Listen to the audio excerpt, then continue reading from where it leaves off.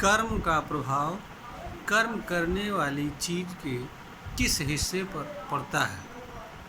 इस बात को समझने के लिए हर मनुष्य को यह जानना एवं समझना चाहिए कि अनंत एवं प्रकृति में जितनी भी चीज़ें अस्तित्वमान हैं एवं विद्यमान हैं तथा कर्म कर रही हैं, उन सभी चीज़ों को ज्ञान की दृष्टि से दो भागों में विभक्त किया जा सकता है। एक उनकी काया और दूसरी वह चीज़ जिसे धर्म ग्रंथों में आत्मा कहा जाता है। आत्मा का तात्पर्य उस चीज़ से होता है जिस चीज़ के कारण कोई चीज़ अपना अस्तित्व ग्रहण करती है। जैसे एक घड़ा मिट्टी के माध्यम से अपना अस्तित्व ग्रहण करती है, तो घड़ा का जो बाह्य रूप होता है वह जो है उसकी काया कहलाती है तथा मिट्टी जिससे उसका निर्माण होता है वह उसकी आत्मा कहलाती है। इसी तरह से मनुष्य को जीवित स्वरूप प्रदान करने वाली चीज़ चेतन होती है। तो चेतन वह तत्व होता है जो मनुष्य की आत्मा कहलाता है तथा शरीर एवं इससे जुड़ी चीज़ें बुद्धि, विवेक, तर्क आदि जो कुछ भी चीज़ें मनुष्य के जीवित रहने के दौरान कर्म करती हैं, क्रियाशील रहती हैं, वह सभी चीज़ें मनुष्य की एक तरह से काया ही होती हैं। काया अर्थात जिस चीज़ के माध्यम से कोई भी क्रिया एवं कर्म संपन्न होता है वह चीज़ काया कहलाती है।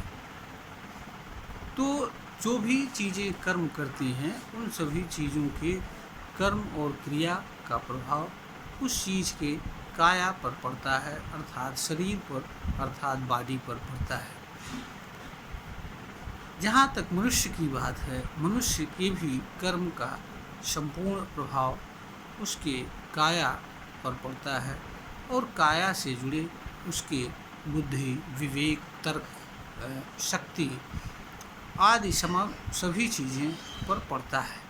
इस काया के माध्यम से काम करने वाली चीज़ें जब मनुष्य की काया क्षीण होती है तो वह सभी क्षीण हो जाती हैं। जैसे तर्क है, विचार है, बुद्धि है, विवेक है आदि सभी चीज़ें काया के माध्यम से ही कार्य करती हैं। काया अर्थात मनुष्य के शरीर के माध्यम से कार्य करती हैं।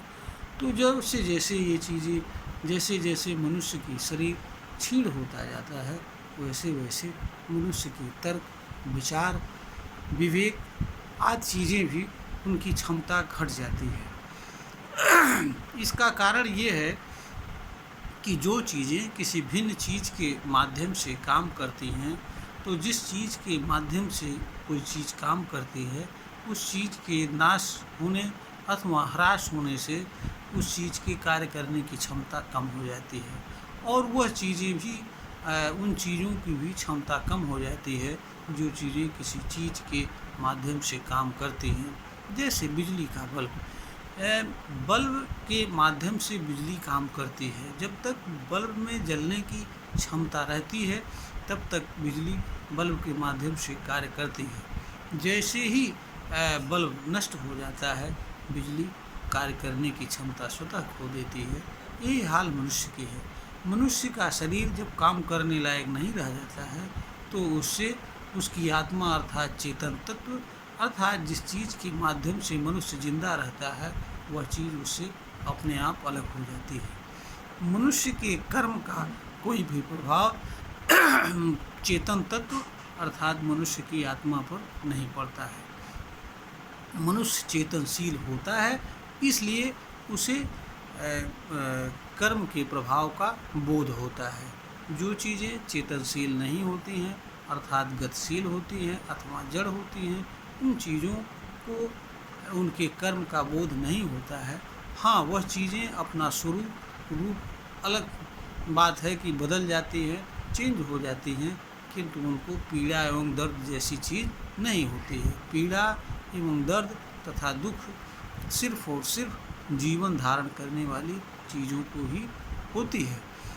मनुष्य एक उत्कृष्ट प्राणी होता है, इसलिए उसके पास हर चीज़ को जानने एवं समझने की क्षमता होती है। उसके पास कर्म, कर्म के प्रभाव और कर्मफल तथा अन्य वह सभी चीज़ें जो मनुष्य के कर्म से संबंध रखती हैं, उन सभी चीज़ों को मनुष्य जानने एवं समझने की क्षमता रखता है।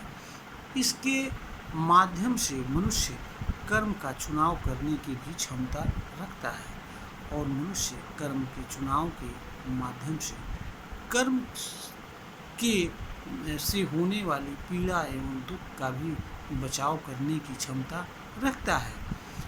यह अलग बात है कि इस तरह की क्षमता होने के बाद भी अधिकांश मानव कर्म के दुष्प्रभाव से अपना बचाव नहीं कर पाते हैं और कर्म से ही पीड़ा एवं दुख सहन करते हुए जीवन जीते हैं।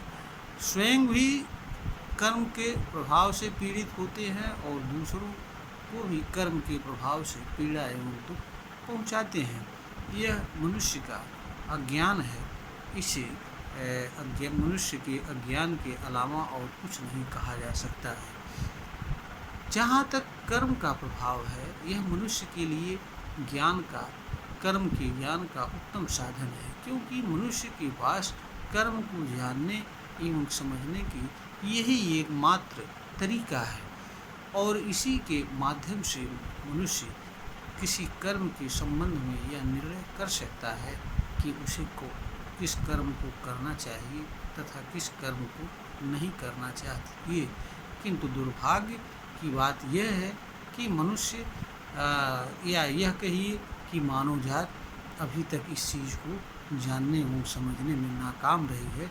इसीलिए वह कर्म के प्रभाव के बजाय कर्म से जुड़े उन चीज़ों को जानना एवं समझना तथा प्राप्त करना चाहता है, जो चीज़ें कर्म के माध्यम से मनुष्य को किसी भी तरह से प्राप्त होती हैं।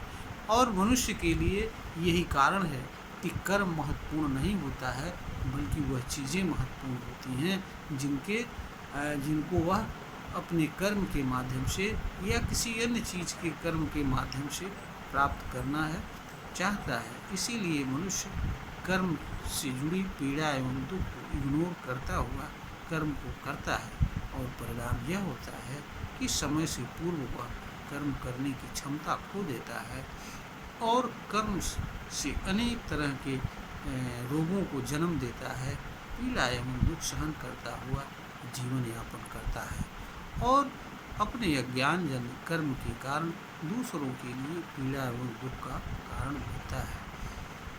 यह वीडियो ज्ञानवर्धन हेतु बनाई गई है, प्रेषित की जा रही है। अगर ज्ञानवर्धन के योग्य प्रतीत हो तो इसे लाइक करें, शेयर करें और सब्सक्राइब करें।